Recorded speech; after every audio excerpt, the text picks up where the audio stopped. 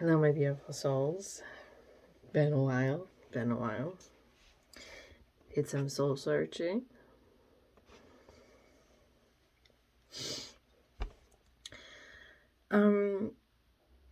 So something I've been feeling out spiritually.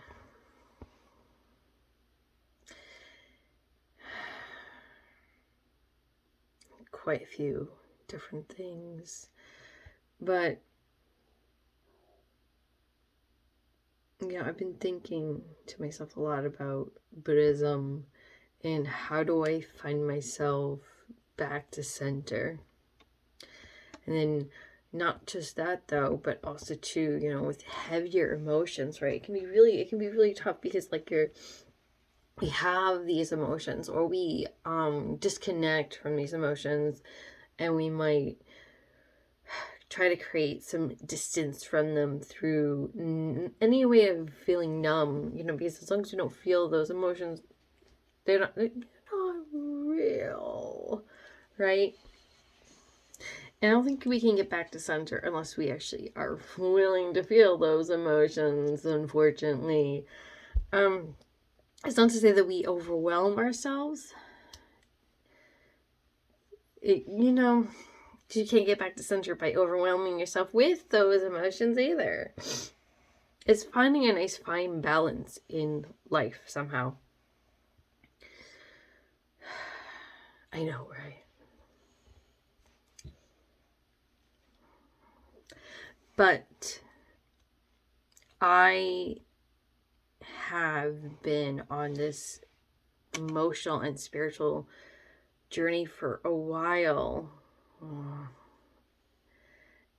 And something that I find is that the more often you try to connect to your emotions, it's kind of like, what's that thing called again?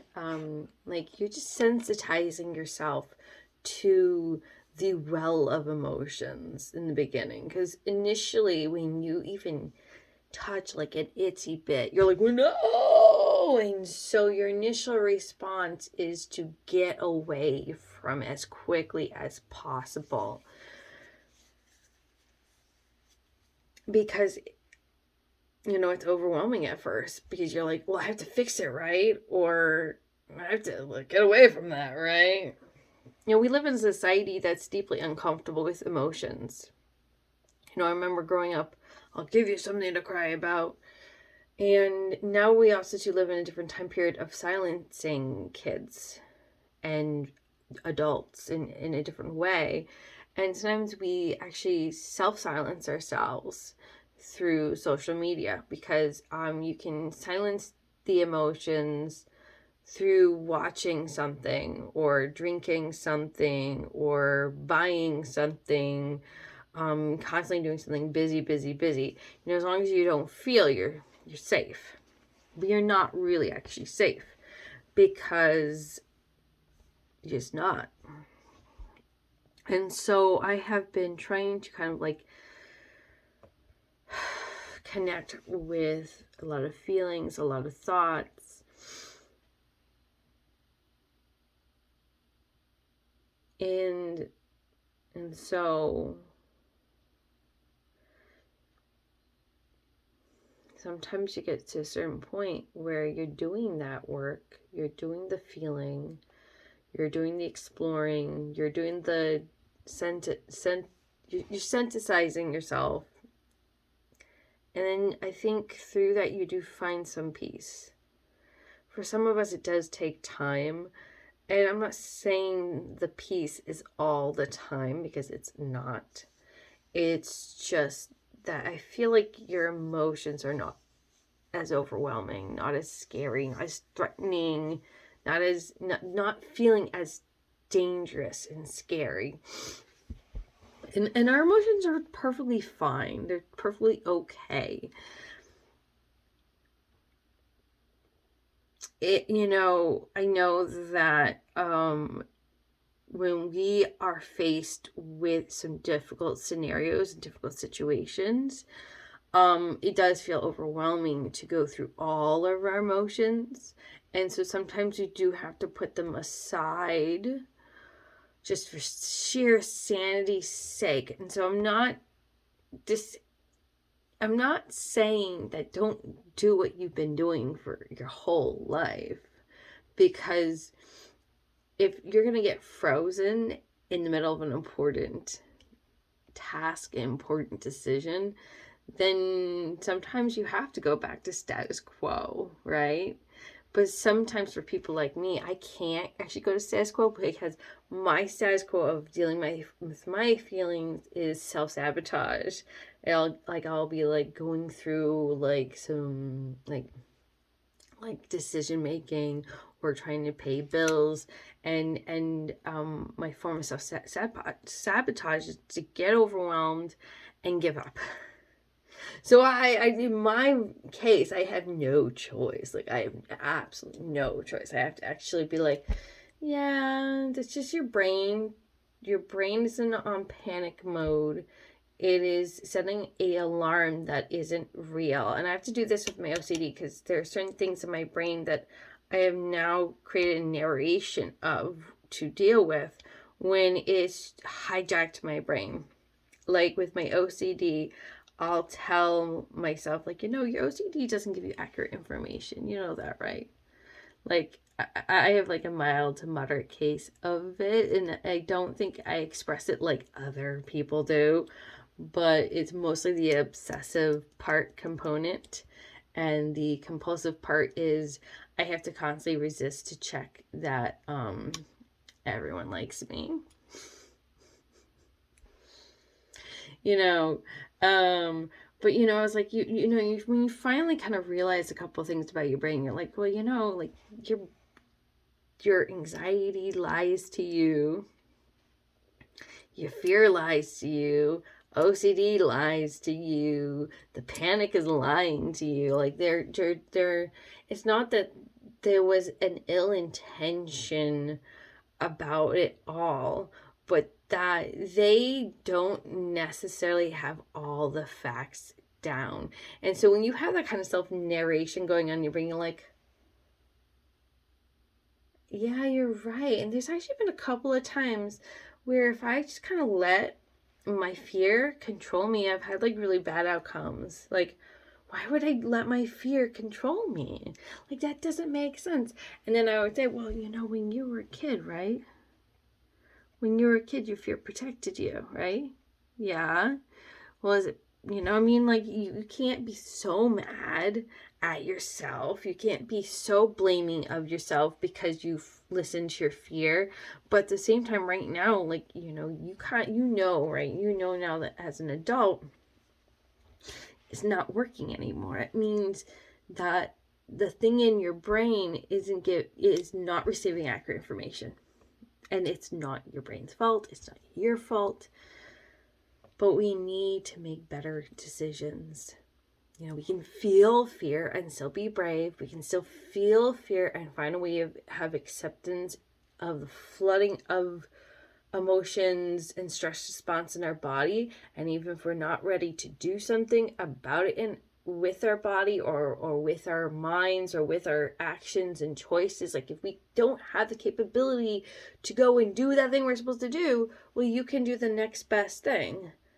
Not trying to steal Frozen quote, but it is the truth. The next best thing, which maybe you get on the ground, you ground, you breathe, you count. I literally had to do counting exercises and breathing exercises recently because my brain got hijacked. And that was the next best thing. That was the next best thing, guys. That's what worked for me at that precise moment. And I really have been really wanting to take care of a couple important stuff in my life right now. And because I have ADHD, unfortunately, doing too many tasks on my to-do list it's just, that's really difficult for me. And especially as I'm unmedicated, unsupported ADHD person, it's like, well, you know what, you're doing pretty good right about now. And I'm thinking to myself, like, wait, what do you mean? The conscious part of me, the part of me that's my cheer up person, the person that's positive, the person to me that is my my cheerleader. And my inner cheerleader, my inner cheerleader keeps telling me, well, you know, you used to do a lot worse, by the way. Like, you used to be so frozen that you were unable to actually do a lot of other things. Like, you're actually a lot more functional now. And I'm like, that's so not like, I mean, I guess you're right, I'm doing better. And so we also do have to kind of look at our achievements, right?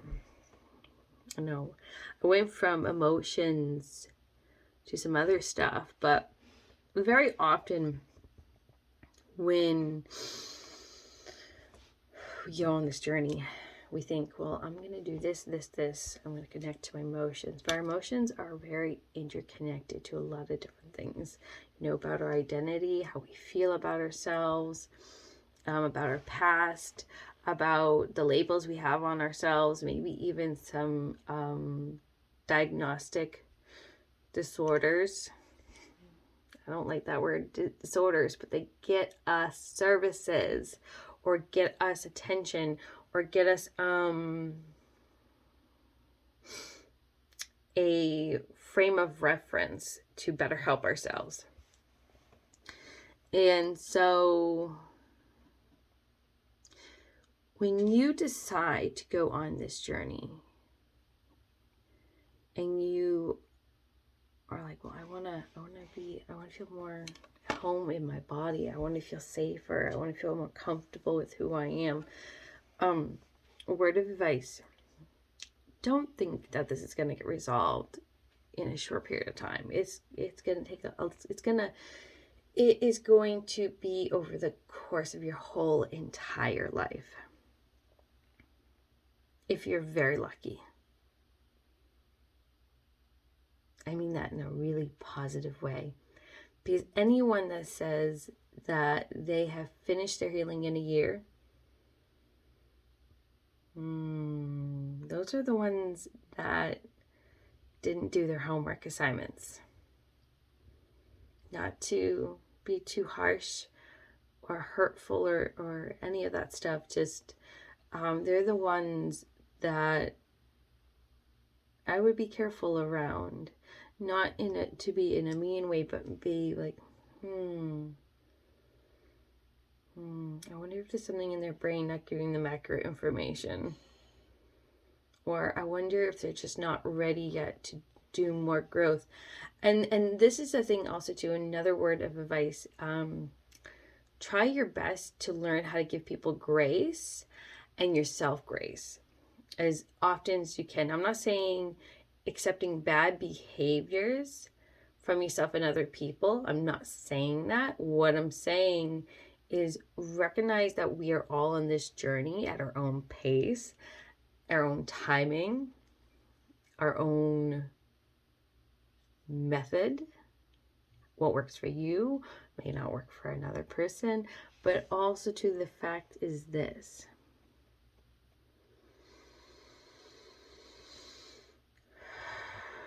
we're all just trying to do our best with what we have. And some of us do have more or less privilege. And I'm not talking about the same kind of privilege in terms of financial means. You can have a lot of financial means, but have less privilege in other areas. Like you could have privilege in terms of, being like of a majority group and a minority group. You could have privilege though also too of the mind. This is not about arrogance, what I'm about to say. And never be arrogant that you have a powerful mind. Never be arrogant about the fact that you know something that other people don't. Because if you're arrogant about it, you're not on the path. You're not. But there is a certain level of privilege that is involved in either education or wisdom. You can be educated, though, and be unwise. You could be wise, but never received a formal education and be smarter than people with a formal education. And so I want you to take that into reference where, if you think you're less than other people, or if you think you're more than other people, or people have it worse off than you or better than you, I'd be careful with that, because it's really difficult to give people grace and yourself grace, but also to have a full understanding of humanity and respect of humanity when you have that mentality, because that's connected to ego, the less and more than way of thinking. One last tip, and then I'm going to move on to a different part of this episode. I would say another tip for you guys when you're on this journey called life. They often talk about reading spiritual texts. I do think that's really important when you are on this path. I'm not saying super religiously read a text. I'm not saying read it like this way, you can listen, but and really chew on it, really think about it, really kind of like connect to it, ponder about it. It's a good habit to kind of like marinate on something and be okay with being confused by the text. It's okay if you don't understand anything that it says, especially in the very beginning. You're not supposed to. What you're doing is you're stimulating your mind, you're stimulating something in you. And that stimulation will help you later on down the road. Maybe we'll touch on that at another point, but I'm not really sure how I want to go about that yet. But what I will say though, there's been times where something will pop up in my mind. It was something I was marinating on and that I wasn't really fully understanding. And in that moment in time, when it popped up in my head, I needed it the most. And it was really helpful emotionally for me. I'd have a question. What do I do? What do I do? And the answer would come forth. And this doesn't happen right away. I think it really happens, for me at least, it happened years later. But I wouldn't see that as a reason to give up and not pursue this, because all good things take time. All good things take time. So I just keep at it and just wait, and have patience with the process, All right. So earlier I did talk about emotions, and I think that throughout this episode I've been kind of trying to give you like a 101 kind of like spiritual approach to life and handling I don't know. This is a very ADHD approach to spirituality. The only reason I'm kind of doing it is because I feel like Great Source has been bugging me enough about it.